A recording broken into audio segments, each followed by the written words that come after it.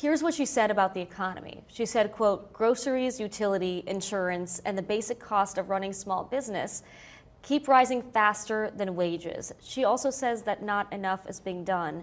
Mr. President, this is one of your supporters. Okay, good. And I love her because you said I got an A+ on everything, I guess. I don't know. But she's still worried about the economy. But what you have to understand, the word affordability. I inherited a mess. I inherited a total mess. Prices were at an all-time high when I came in. Prices are coming down substantially. Look at energy. You and I discussed before the interview, energy.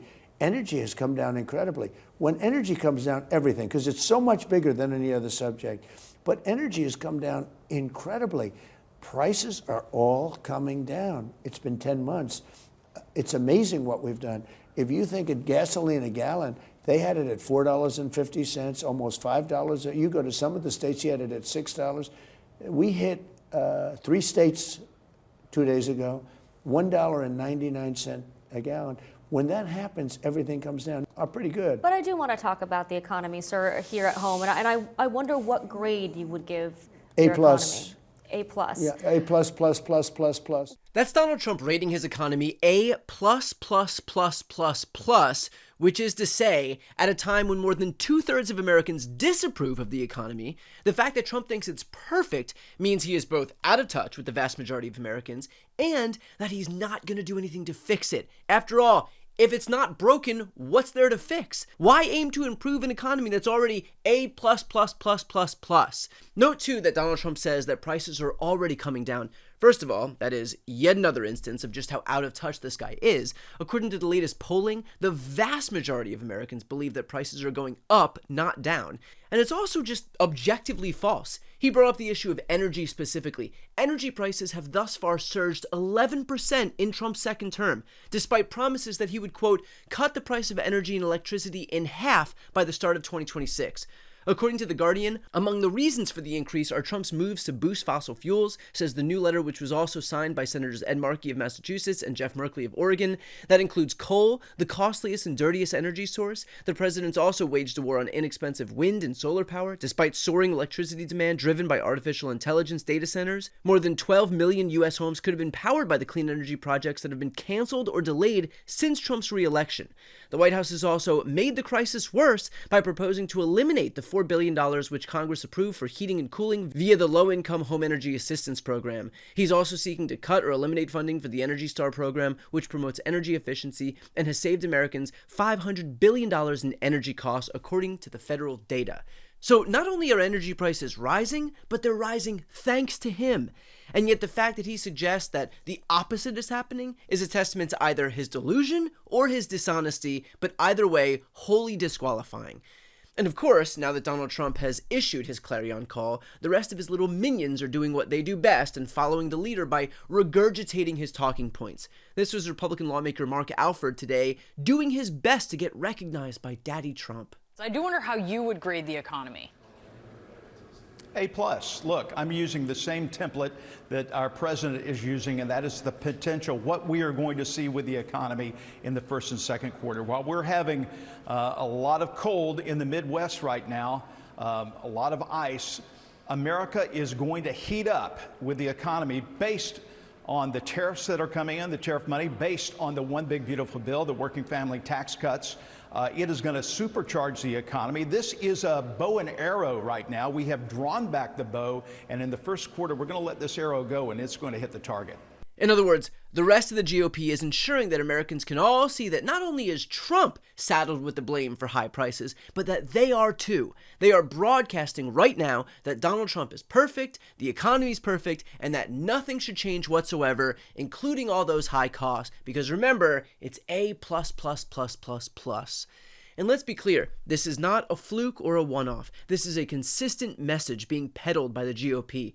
Here's what Trump's been saying when asked about affordability, which I should remind you is what he predicated his entire campaign on leading up to 2024. It's a con job.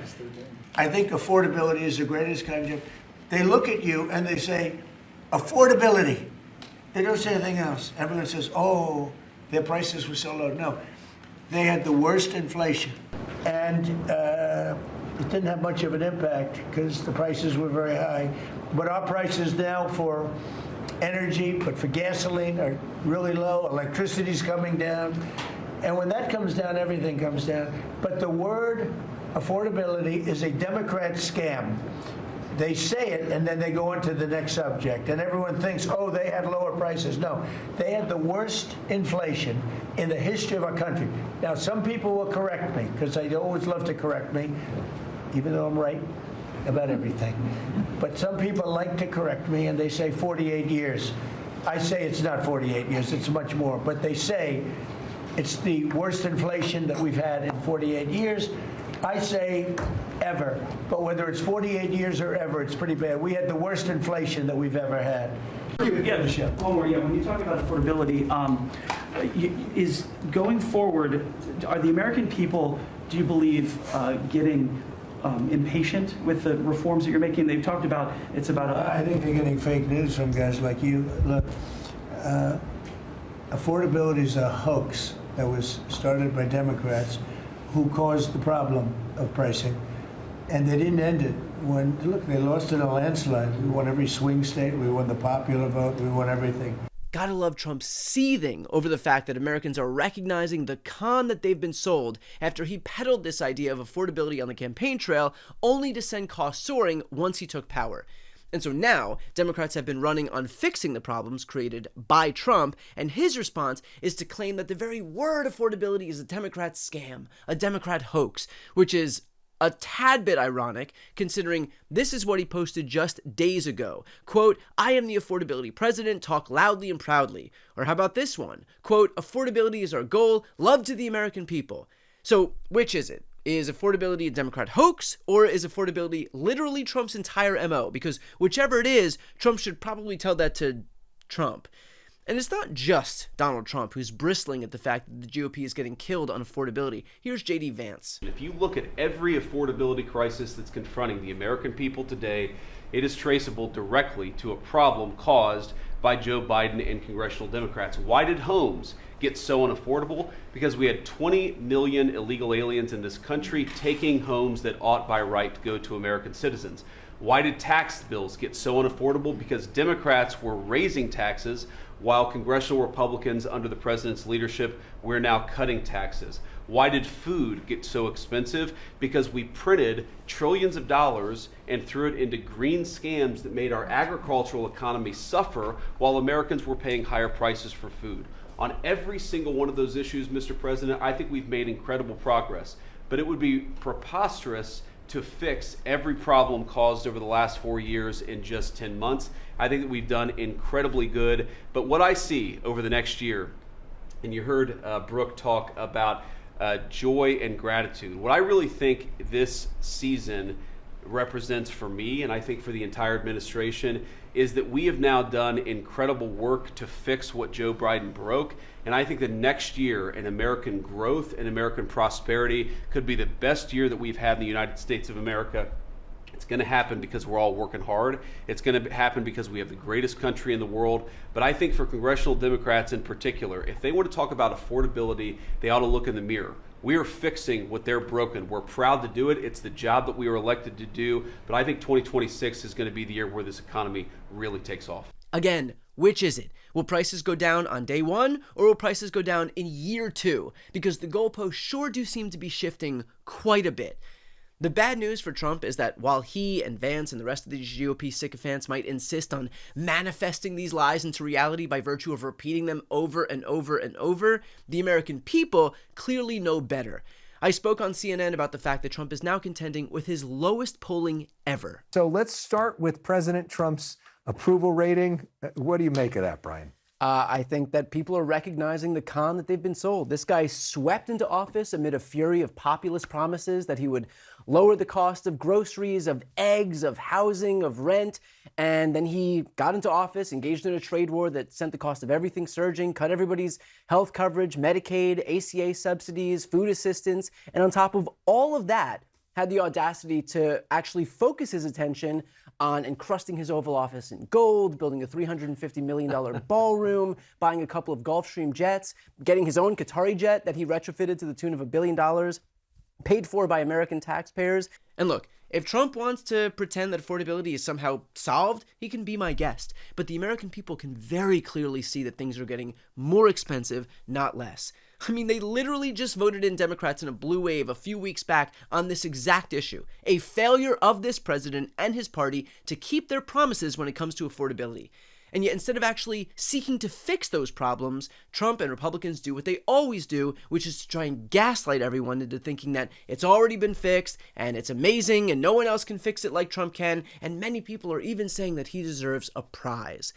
And the irony, by the way, of this strategy is that telling people the economy is doing perfectly when people's individual finances are not doing well is the exact phenomenon that plagued the Democrats and paved the way for Trump himself to win this past election.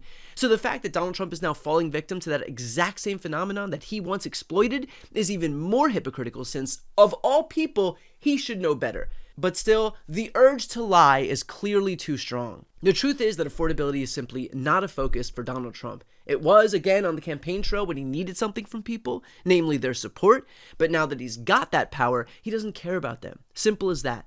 Now his focus is on himself, on building a $350 million ballroom, renovating the Lincoln bathroom in marble, paving over the Rose Garden, encrusting the Oval Office in gold, retrofitting a Qatari jet to the tune of $1 billion, on buying Kristi Noem a couple of Gulfstream jets, on hosting crypto dinners where he casually doubles his net worth. You're starting to recognize why he needs everyone to be distracted with the usual culture wars about the evil communist Marxist Democrats and immigrants. Because if his base wasn't distracted by those things, they'd be able to see that Trump doesn't actually give a shit about them and is solely focused on himself and clearly giving himself the highest grade possible.